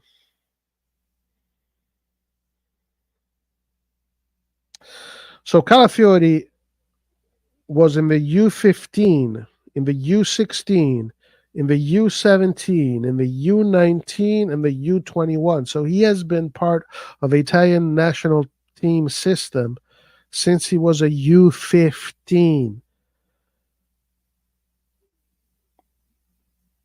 And he got lots of calls up in every category.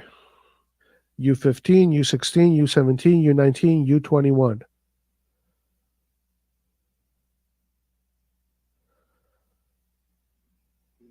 Yeah, it's easy to figure out who the next best players are. That stat right there, that piece of data right there tells you.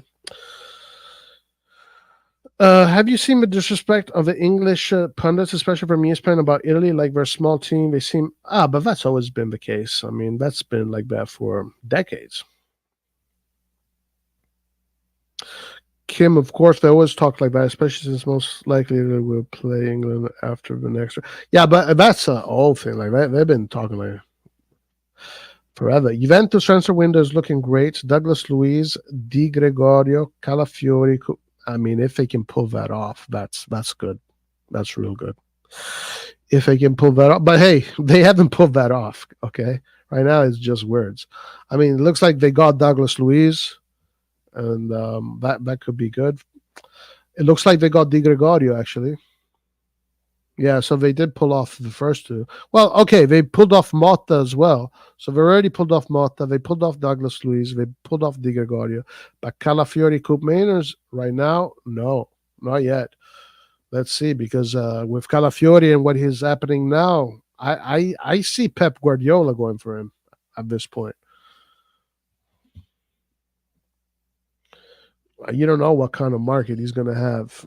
Let's see if Juventus can if I'm Calafiori, I would either go to Juve, Milan, or Inter. I'm not going to any other fucking team.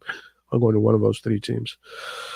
But yeah, if they can pull off Cup Miners as well, Douglas, Di Gregorio, Calafiori, Cup Miners, that's a really solid group of players. But they'll have to do a little bit more. Flake Barca versus Motta, Juve, UCL final 2025. I don't know. Maybe. You guys, I recommend watching like youth national teams. You'll see Italy as, yeah, man, bro. Italy is packed with talent. Packed. Holy moly. So packed right now.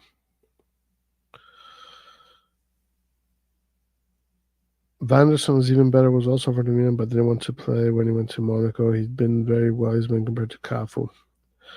If you want to use Moneyball, use it on Italian nationals that are making finals and winning. I agree. If Madrid was smart, they would go for Buongiorno and Calafiori. I mean, Buongiorno, I don't know. But Calafiori, yes, because he's having a great tournament. Buongiorno, he has to show what he can do. I mean, we'll see, I guess. Why don't the big three Italian clubs use Italian youth more, considering they do very good in tournaments? Because most of them are looking for shortcuts. That's the biggest issue that is happening in Italy, that the big teams are looking for shortcuts.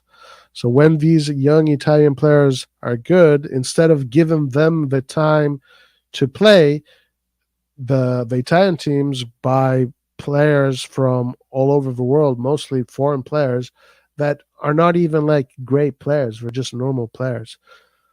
And that's why you don't see many Italian national team you don't see that much of a jump. Now Juventus is a team that still has that pride in building Italian players, so you see it from them. Inter all of a sudden, first time in 100 years, just figured out it's an Italian team and started doing that a little bit. But I think Inter is the one that committed the biggest sin out of all of them. Even though Inter does have a strong Italian bloc, I think the way they managed the Casadei situation really puts them such a disgusting spot. I mean, Casadei was the MVP of a U20. This kid of a U20 World Cup. Messi has been the MVP of that tournament. Kanu has been the MVP of that tournament. Pogba has been the MVP of that tournament. Aguero has been the MVP of that tournament. Casadei has been the MVP of that tournament as the top goal scorer, as a midfielder. And he was the MVP of the Primavera, his last year of the Primavera. What does Inter do? They fucking sell him for cheap so they can bring back Lukaku to Inter, and then Lukaku betrays Inter. I mean, how the fuck are you sacrificing Italy's best prospects for these fucking stupid operations? And then we ask ourselves why we don't see Italian players come out. It's because the people running football right now in Italy are just fucking, they're just thinking about shortcuts, and they're thinking about money. That's it. Shortcuts and money. The only team right now that still has a little bit of that tradition is Juventus. They're the only ones left. Milan completely gone. Milan has out of the window. Milan is gone. Milan doesn't even count anymore. Milan is an EPL team. Milan is not even playing in Serie A. Milan is in the EPL. So forget Milan. Inter has a good core. Let's see if they continue with the core. But yeah, it's bad. It's really bad. I'm looking at Spain. Spain, they're building Spanish players like it's nothing because they don't care. They're proud. They're proud of their way of playing football. They love building Spanish players. It's part of the culture. It's part of who they are. Same thing with the Germans, even the Dutch, even though we're not producing great players right now, but the Dutch, the French. The only ones that have lost that pride is the Italians because they went because of these fucking shortcuts.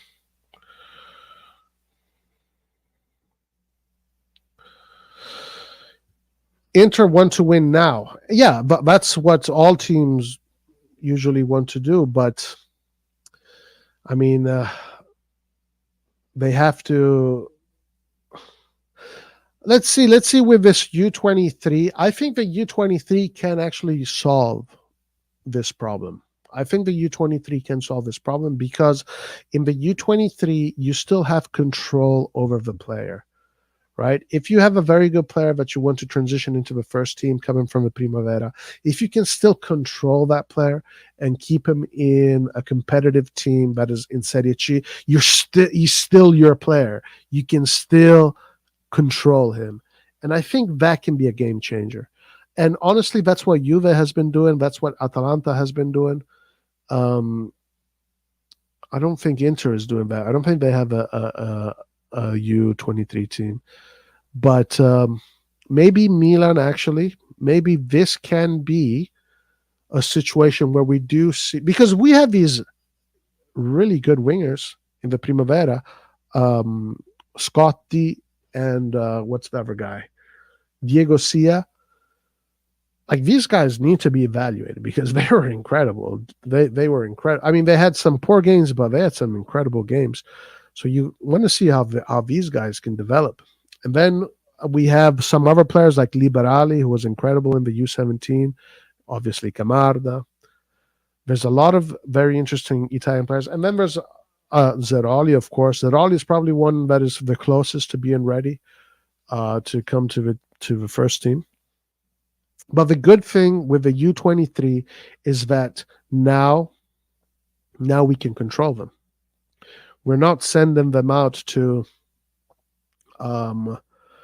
freaking Serie D teams or Serie B teams where you don't have any control over their, you can't manage them.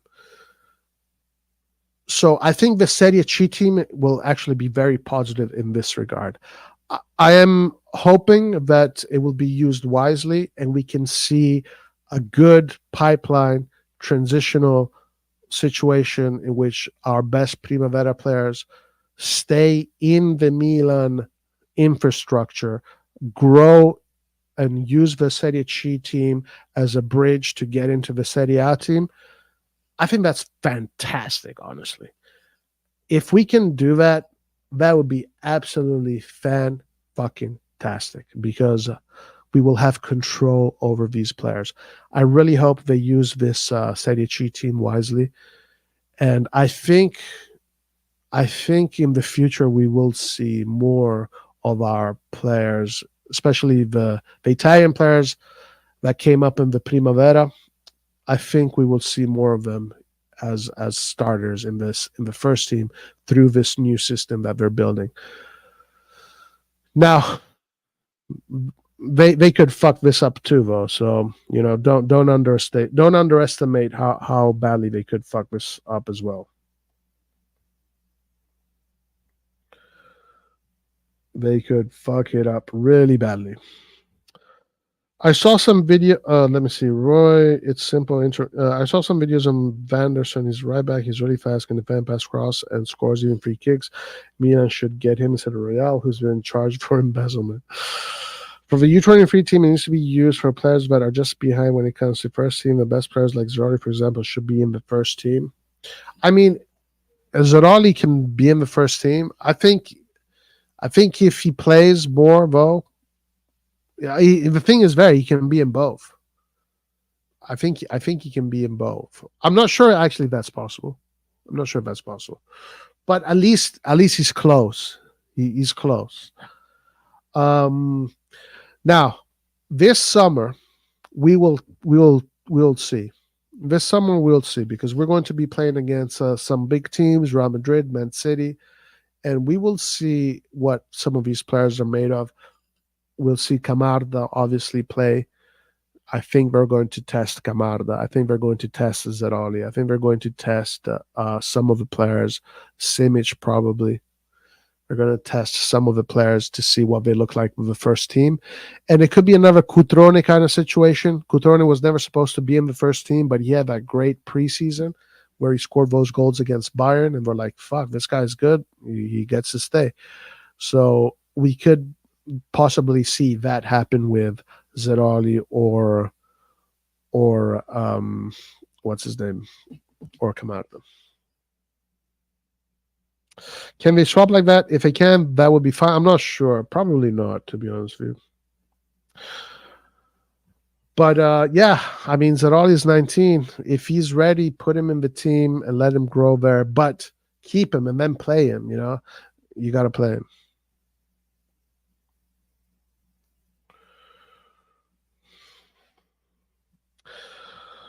All right. So, by the way,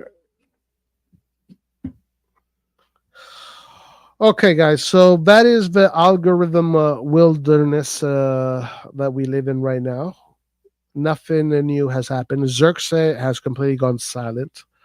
So there's absolutely no leads there. Looks like we're actually not even getting Xerxes anymore. Looks like that story has completely faded.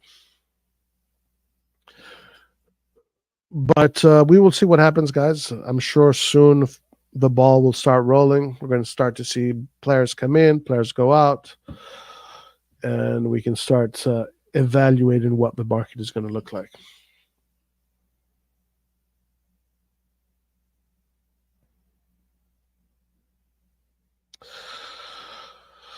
Yeah, doesn't look like it's happening.